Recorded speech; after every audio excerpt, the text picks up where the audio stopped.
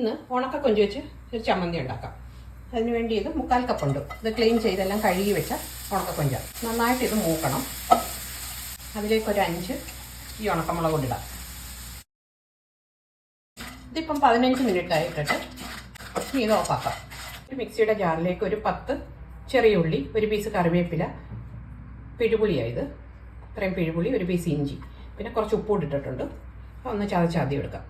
അതിലേക്ക് ഈ ഒന്ന് ചതച്ച് അതിലേക്ക് ഈ ഉണക്കമുളക് ഇടാം. ഇനി കുറവ് മതിയെങ്കിൽ കുറച്ച് ചേർത്താൽ മതി. ഈ ഉണക്കക്കൊഞ്ചിട്ടൊന്ന് പൊടിച്ചെടുക്കാം. തേങ്ങ ചേർക്കാതെ ഇങ്ങനെ പൊടിച്ച് കഴിക്കാനും നല്ലതാണ്. ഇഷ്ടമുണ്ടെങ്കിൽ ഇച്ചിരി കുരുമുളക് കൂടെ ചേർക്കാം ഇതിൽ.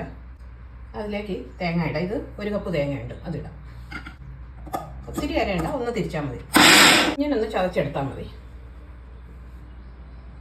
ഇതൊരു പാത്രത്തിലേക്ക് മാറ്റാം.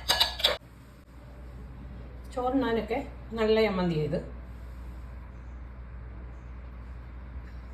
15 മിനിറ്റോളം എടുത്ത് അത് വറുത്തെടുക്കാൻ വേണ്ടി കൊഞ്ചും മുളകും കൂടെ കുറച്ച് വെളിച്ചെണ്ണ ഒഴിച്ചാൽ പെട്ടെന്ന് വറുത്ത് കിട്ടും.